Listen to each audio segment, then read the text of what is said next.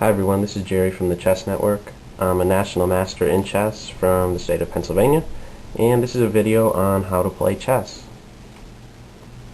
This is the initial setup whenever you're ready to go ahead and play a game of chess. What we have on the bottom of the board are the letters A through H, and along the left side of the board we have the numbers 1 through 8. Now the first piece I'd like to go over is the rook. The rook I have placed on the square E5. And from E5 it can move to any of the following squares that these blue lines touch. The rook moves in a plus direction or up, down, left, right direction. The rook is said to be worth 5 points. Next we have the bishop, and the bishop I have just placed on the square D4. From D4 it can move to any of the following squares that these blue lines touch. The bishop moves in an X direction or diagonally. The bishop is worth 3 points. Next we have the queen, and the queen I have just placed on the square C5, and from C5 she can move just like the rook in a plus direction or up, down, left, right direction, or just like the bishop in an X direction or diagonally. So she has many different options, and because of this the queen holds a value of 9 points. Next we have the knight, and the knight is on the square E4. From E4 it has the following options. It can move to any of these squares I have highlighted in red. The knight is the only piece that can jump over other pieces, meaning that if there were any pieces here where I have outlined in blue right next to the knight, it is not bothered because it simply jumps over those pieces to arrive on these squares I have highlighted in red. Now, how exactly does the knight arrive on these red squares? What is the pattern it takes? Well, if you take a look, it's 2 squares and then a square like this, or an L shape. And if we flip that L one way or another, we have the knight arriving on that square, this square, like that. So the knight moves in an L shape, and it's the only piece that can jump over other pieces. The knight from this position has 8 different choices, and the knight is worth 3 points. The next piece I'd like to discuss is the king. Now the king I have placed on the square D4.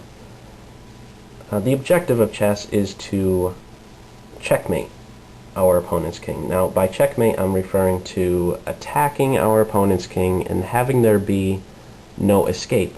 Now by escape I'm referring to the black king not being able to somehow or another, either himself or his other pieces, capture the checking piece or block the checking piece, and by block I mean place a piece in between the king and the checking piece on one of those squares, or simply move out of the way to a square that is safe. Okay, if the king cannot do any 3 of those mentioned statements, then the position is considered checkmate. The actual capturing of the king does not occur. Checkmate is when the king is in check and there is no successful way of getting that king to a safe square. The king is similar to the queen in that it moves in an up, down, left, right direction, just like the rook, or just like the bishop, diagonally or in an X direction. The only difference really is that he can only move 1 step at a time, 1 square at a time. The king does not have a particular value. It is said to be priceless, because if you lose the king, you simply lose the game. Now, we have a special move in chess, and that special move is called castling. Castling involves both the king and the rook. Now, in order for castling to take place, there are many rules that must be followed. One of which is that the king nor the corresponding rook can have moved at all. That's one thing. Another thing is that the squares that the king travels on must not be guarded by the enemy pieces. Also, the king must not be in check. You cannot castle out of check. By check, I mean the king cannot be threatened by the enemy piece and move out of check. So this is how the actual castling would look. The king moves 2 squares, and the rook is going to come on the other side of the king, right next to the king, just like that. That would be considered kingside castling, and we'll castle queenside with black. It's black's move now, so black 2 squares, and the rook is going to come on the other side of the king.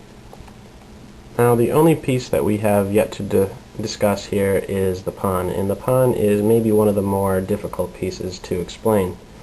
The pawns are worth 1 point, and the pawns are unique in that they move in one direction, however they capture in a completely different direction.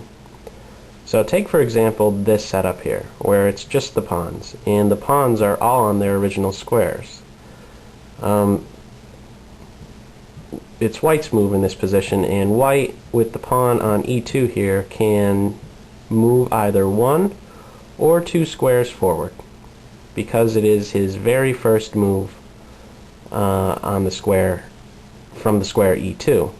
Now from that point on, okay, let's say black makes a pawn move. From this point on, this pawn here, since it had already moved, it can only move 1 square at a time from now on. 1 square forward. Okay? Now it's black's move. Black can go here, and we'll make a white move here, and now it's black's move.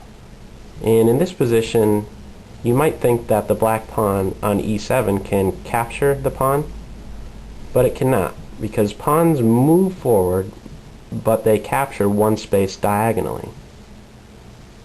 Pawns only move forward, they can never move backwards. And since it's black's move in this position, with the last move being pawn to e6, black actually can go ahead and capture the pawn like this with the f7 pawn, or like this with the d7 pawn. They capture 1 square diagonally. One neat thing about the pawns are that once they arrive on their final rank, and by final rank I'm referring to any of the white pawns getting to this last rank and any of the black pawns getting to their last rank, what happens is what's called pawn promotion. And what pawn promotion means is that once a pawn arrives on that last rank, it can turn into either a queen, knight, bishop, or rook. Now the very last thing to discuss is what's called en passant. And en passant involves the pawns and the pawns alone. Okay, in this position, let's say that white chooses to move 2 squares with his pawn, like this. Black can actually capture that pawn on it as if it were on the square f3. Now why is this possible? Well, it's just an additional rule that we have for the pawns. It's called en passant, and the 2 requirements that must be met are the person, or the player, moving his pawn from its original square 2 squares and have them being side by side. Both requirements must be met in order for this en passant move to occur. Okay? It is not enough, for example, if white moves here, black moves here, and now it's white's move and white were to go here, having only moved 1 square, the black pawn cannot capture this pawn. Again, both requirements must be met. Pawn having moved 2 squares, them being side by side on an adjacent file, and then you can actually go ahead and capture. You only have 1 opportunity. So if white if white moves his pawn 2 squares like this, black has the option right now or never to go ahead and capture this pawn here. That concludes this video on how to play chess. If you have any questions, comments, or suggestions, feel free to contact me at www.myspace.com/chesseducator, and if you already have a MySpace account, feel free to send a friend request or simply just leave a comment on YouTube. That's all for now. Thanks.